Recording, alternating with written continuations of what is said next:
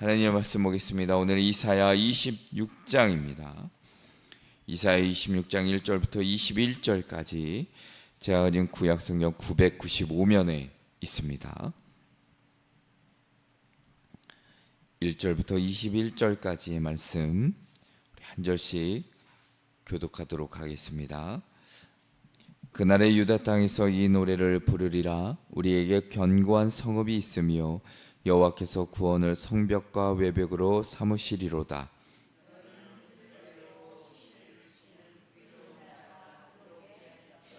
주께서 심지가 견고한 자를 평강하고 평강하도록 지키시리니 이는 그가 주를 신뢰함이니이다.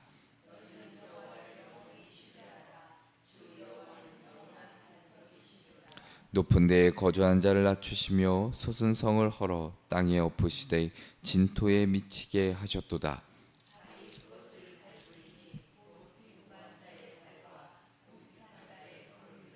의인의 길은 정직하며 정직하신 주께서 의인의 첩경을 평탄하게 하시도다.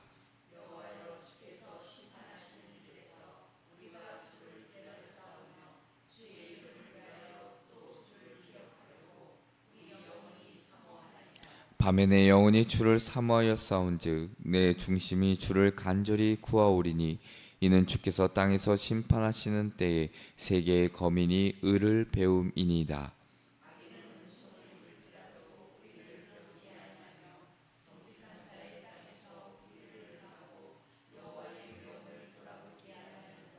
여호와여, 주의 손이 높이 들릴지라도 그들이 보지 아니하오나 백성을 위하시는 주의 열성을 보면 부끄러워할 것이라. 불이 주의 대적들을 사르리이다.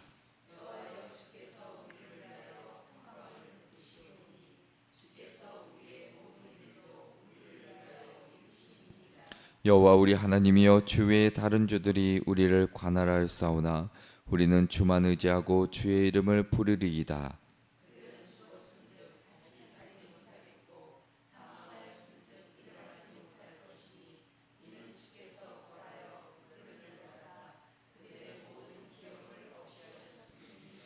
여호와여, 주께서 이 나라를 더 크게 하셨고 이 나라를 더 크게 하셨나이다. 스스로 영광을 얻으시고 이 땅의 모든 경계를 확장하셨나이다.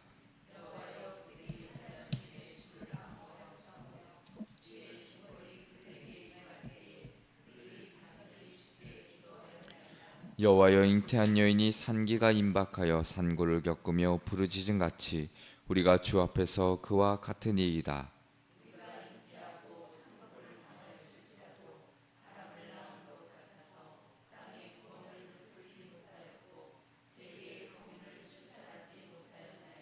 주의 죽은 자들은 살아나고 그들의 시체들은 일어나리이다. 티끌에 누운 자들아, 너희는 깨어 노래하라. 주의 이슬은 빛난 이슬이니 땅이 죽은 자들을 내놓으리로다.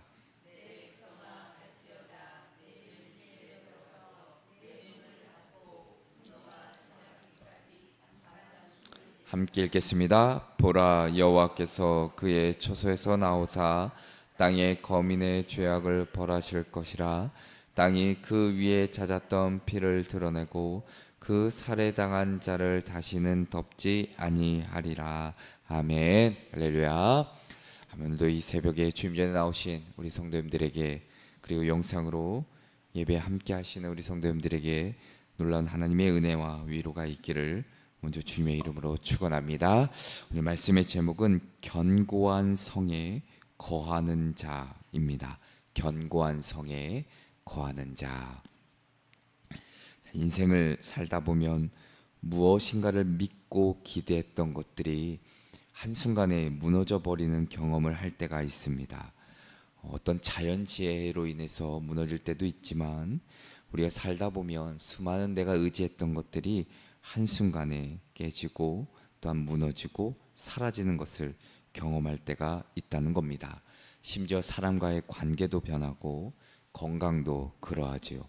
그러니까 세상에서 이것은 절대 안전하다라고 믿을 수 있는 것은 그리 많지 않다는 겁니다. 고대 이사야 시대에도 크게 다르지 않았습니다. 유다는 자신들의 성벽, 어떤 군사력, 그리고 주변 강대국들과의 동맹을 안전망으로 삼았습니다. 하지만 그것들은 하나님의 말씀을 떠난 순간 아무런 소용이 없었다는 것이죠. 아수르와 바벨론의 침공 앞에서 그들의 견고한 성은 무너졌고 사람들의 마음은 절망과 혼란에 휩싸이게 됩니다. 자, 이사야는 이러한 역사적인 현실 속에서 하나님의 백성들에게 전혀 다른 그 안전의 근거를 제시해 줍니다. 그것은 인간이 쌓은 성이 아니라 하나님께서 친히 지키시는 그 성, 견고한 성읍을 우리에게 오늘 본문 말씀을 통해 알려주시죠. 자, 이 성은 돌과 벽돌이 아니라 하나님의 구원과 그 신실하심으로 세워진 성입니다.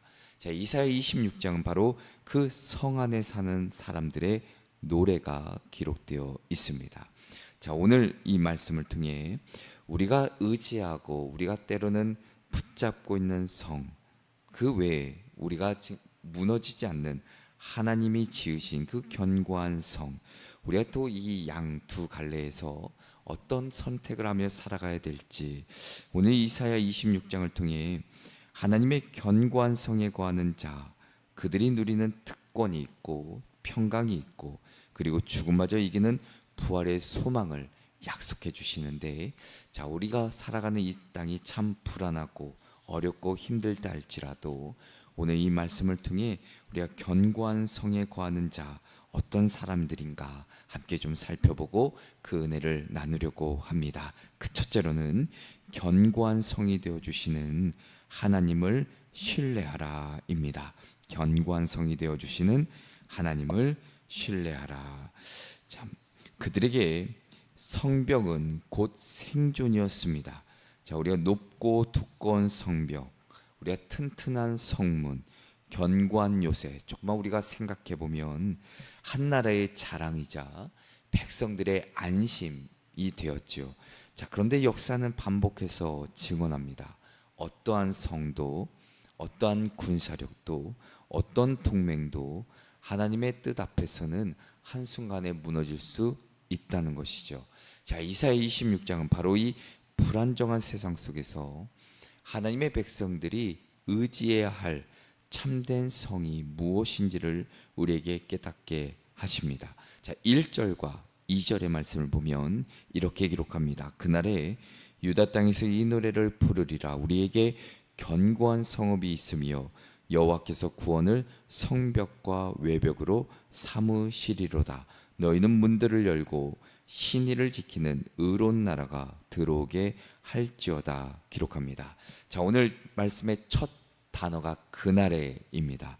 자, 우리가 얼마 전에도 살펴보았듯이 이 그날이란 것은 특정한 날, 막연한 미래가 아니라 하나님이 구원을 완성시키시는 역사적이고 분명한 그 시점, 바로 그날을 의미하는데, 자, 오늘 이 1절의 말씀을 보니까 우리에게 견고한 성읍이 있으며 라고 기록합니다. 어떤 것도 뚫을 수 없는 아주 강한 그런 견고함을 의미하는데, 자, 고대 근동에서 우리가 앞서 설명드린 대로 성이라는 것은 단순한 건축물이 결코 아닙니다. 백성의 생명, 국가의 존속을 지키는 최후의 보루인데, 자, 그런데 이 성은 사람의 손으로 세운 것이 아니다라고 말하죠. 여호와께서 구원을 성벽과 외벽으로 삼으신다. 단순한 벽이 아니라 사방에서 완전하게 감싸시는 하나님의 보호하심을 묘사해 주는 말씀입니다. 세상의 성은 돌과 흙으로 쌓지만 하나님의 성은 구원과 신실함으로 세워진다는 것이죠. 자, 이 차이를 아는 것이 바로 믿음의 시작의 발걸음입니다. 자, 이사야는 문들을 열고 신의를 지키는 의로운 나라가 들어오게 할지어다라고 오늘 말씀에 기록하죠. 자, 하나님의 성이라는 것은 모든 사람에게 자동으로 열려 있지 않다는 겁니다. 자, 신이라는 것, 신실함과 변치 않는 믿음을 뜻하지요. 하나님의 성에 들어오는 자, 하나님과의 언약에 신실하며 그분의 의를 삶으로 드러내는 자이겠죠. 그 약속을 믿는 자라 할 것입니다. 자, 고대 사회에서 성문이라는 것은 철저하게 관리되는 곳입니다. 아무나 들어올 수 없었고 그 안에 들어간다는 것은 곧 그 나라의 보호를 받는다는 의미입니다. 자, 마찬가지로 하나님의 견고한 성, 그 안에 거하는 자는 하나님의 통치와 보호 안에 사는 자라 말할 수 있습니다. 자, 3절의 말씀을 보면 주께서 심지가 견고한 자를 평강하고 평강하도록 지키시리니 이는 그가 주를 신뢰함이니이다 라고 말합니다. 자, 심지가 견고하다, 마음이 고정된 상태입니다. 환경에 따라 흔들리는 마음이 아니죠. 하나님께 내 의지를 가지고 선택하고 결단함으로 고정된 마음입니다. 자, 또한 평강하고 평강하다, 완전하고 지속적인 평강을 약속해 주고 계십니다. 자, 이 평강은 전쟁이 끝나서 오는 것이 아니라 하나님을 절대적으로 신뢰할 때 주어지는 평강입니다. 내적인 평강이죠. 자, 4절의 말씀을 보면 너희는 여호와를 영원히 신뢰하라. 주 여호와는 영원한 반석이심이니라라고 고백하고 있습니다. 자, 우리가 흔히 반석이라는 것, 우리 성경에 참 많이 등장하는 단어인데, 자, 고대 유대인들에게, 히브리인들에게는 변하지 않는 안전의 상징입니다. 이게 반석이죠. 모래나 흙 쉽게 무너져도 반석이라는 것은 세월과 폭풍을 견딥니다. 하나님은 변덕스러운 어떤 정치 세력, 불안정한 경제 어떤 구조 이런 것과 달리 결코 변하지 않는 안전한 토대임을 우리에게 말씀해 주고 계십니다. 자, 우리는 무엇을 우리의 성으로 삼고 있는가 털어볼 필요가 있습니다. 높은 담장, 어떤 든든한 재정, 물질의 여유, 안정된 직장, 건강한 몸, 우리의 안전을 보장해 줄 것 같지만 그것들은 우리가 말씀을 계속해서 보건대 하루아침에 얼마든지 무너질 수 있다는 것이죠.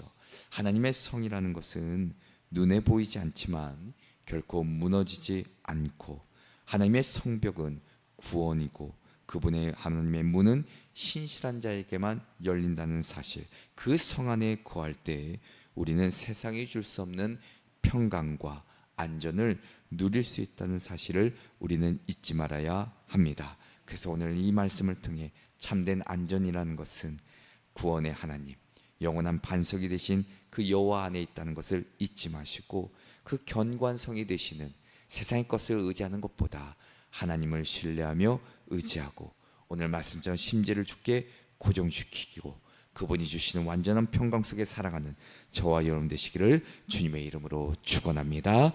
둘째로는 교만을 무너뜨리시는 하나님 앞에 겸손하라입니다. 교만을 무너뜨리시는 하나님 앞에 겸손하라. 자, 성경은 높이 솟아오른 인간의 교만이 결국 무너진다는 사실을 끊임없이 경고합니다. 바벨탑에서 시작해서 바벨론과 로마에 이르기까지 하나님을 대적하는 그 높아진 성, 높아진 마음은 반드시 심판을 맞이할 수밖에 없습니다. 자, 이사야 오늘 말씀의 5절에 이렇게 선포합니다. 높은 데에 거주하는 자를 낮추시며 솟은 성을 헐어 땅에 엎으시되 진토에 미치게 하셨도다 기록하고 있습니다. 낮춘다는 것이 꺾는 것이죠. 하나님은 단순히 이 성벽을 허무시는 것이 아니라 그 안에 있는 교만한 마음, 그들이 의지했던 권세 그 자체를 무너뜨리신다라고 말합니다. 자, 이사야는 하나님께서 그 교만한 성을 진토에 미치게 하신다라고 표현합니다. 자, 이 표현은 고대 근동에서는 완전한 멸망을 나타내는 말입니다. 이게 단순한 패배가 아니라 다시는 재건할 수 없을 정도로 그 상태로 만드시겠다라는 것이죠. 자, 6절에 이렇게 덧붙입니다. 발이 그것을 밟으리니 곧 빈궁한 자의 발과 곰핍한 자의 걸음이리로다 말합니다. 자, 이 장면은 우리의 역전의 어떤 역전의 은혜를 보여주는데, 자, 과거에는 가난한 자들이 성문 밖에서 멸시당하며 살아갔지만 이제는 그들의 발이 교만한 성을 짓밟는 것이죠. 자, 히브리어로 이 발이라는 것, 단순한 발이 아니라 정복과 승리를 상징하는 표현이기도 합니다. 그러니까 하나님의 심판은 단순히 악인을 낮추는 것에 끝나지 않고 의인을 높이는 구원으로 완성되는 것을 볼 수 있죠. 자, 7절은 의인의 길을 이렇게 묘사합니다. 의인의 길은 정직하며 정직하신 주께서 의인의 첩경을 평탄하게 하시도다라고 말합니다. 자, 고대 사회 우리가 조금 더 생각해 보면 평탄한 길, 이 길이라는 것은 왕이 다닐 때만 준비되었는데, 자, 이사야는 하나님께서 의인들을 위해 친히 그 길을 평탄하게 하신다, 우리에게 약속하고 계시죠. 자, 그리고 8절에서 백성들은 이렇게 고백합니다. 여호와여, 주께서 심판하시는 길에서 우리가 주를 기다렸사오며 주의 이름을 위하여 또 주를 기억하려고 우리 영혼이 사모하나이다라고 말씀하고 있습니다. 그 기다림이라는 것, 우리가 계속해서 살펴보았듯이 우리 간절히 바라는 것이죠. 그 긴장감 속에서, 자, 의인은 하나님의 심판, 그 심판하는 길에서 우리가 주를 기다렸다. 의인은 하나님의 심판조차 두려워하지 않습니다. 왜냐하면 그 심판이 곧 구원의 시작이기 때문이지요. 자, 그래서 9절에서 이렇게 또한 이사야가 고백합니다. 밤에 내 영혼이 주를 사모하였은즉 내 중심이 주를 간절히 구하오리니 이는 주께서 땅에서 심판하시는 때에 세계의 거민이 의를 배움이니이다 말합니다. 하나님의 심판은 단순한 멸망, 어떤 파괴로 끝나지 않고 세상의 거민이 의를 배우게 하려는 교육의 목적이 있다는 것이죠. 자, 심판은 억압적인 독재자, 어떤 하나님의 그 독재자의 분노가 아니라 의와 평화를 회복하고자 하시는 하나님의 뜻, 그 마음 통치라 하심이라는 것을 우리에게 들려주고 계십니다. 사랑하는 성도 여러분, 우리가 의지하는 높은 성, 앞서 얘기한 대로 자, 내 능력, 내 재산, 내 지식, 어떤 사회적 지위, 이런 것들일 수도 있겠죠. 그런데 그것들이 하나님보다 높아질 때 그 순간이 바로 무너짐의 시작입니다. 하나님은 우리 교만을 분명 낮추시고, 반드시 낮추시고, 낮은 자, 겸손한 자를 들어 높이시는 분이라는 것을 우리는 잊지 말아야 합니다. 하나님은 인간의 교만을 반드시 무너뜨리신다는 사실이죠. 자, 그러니까 세상 성의 높이, 어떤 세상이 부러워하는 것들, 우리가 거기에 마음에 휩쓸리는 것, 이것이 아니라 더욱더 겸손한 마음으로, 더욱더 우리의 삶이 겸손과 의로 채워지고, 또한 더 나아가서는 하나님 앞에 엎드리며 더 낮아지며 살아갈 때 결국 우리의 삶을 높이시고 우리 삶을 또한 기억하시는 그 하나님의 은혜를 경험하게 될 줄로 믿습니다. 그래서 오늘 말씀을 통해 다시 한번 하나님 앞에 겸손한 삶을 살아내시는 저와 여러분 되시기를 주님의 이름으로 축원합니다. 끝으로는 부활의 소망으로 끝까지 견디라입니다. 부활의 소망으로 끝까지 견디라. 자, 오늘 신앙의 길에서 우리는 종종 하나님의 그 즉각적인 응답을 경험하지 못할 때가 있습니다. 오히려 하나님이 침묵하시는 것 같은 긴 시간을 지날 때도 있고, 또한 그 약속을 붙들어야 되는 인내의 시간이 분명히 필요하다는 것이죠. 자, 이 기다림이라는 것, 끝까지 하나님만 바라보는 믿음의 훈련이기도 하고 시험이기도 합니다. 참 쉽지 않은 여정이죠. 자, 10절의 말씀에 이렇게 기록하는데, 악인은 은총을 입을지라도 의를 배우지 아니하며 정직한 자의 땅에서 불의를 행하고 여호와의 위엄을 돌아보지 아니하는도다 기록합니다. 악인의 특징이 기록되어 있죠. 의를 배우지 않고 불의를 행하고 여호와의 위엄을 돌아보지 않는다.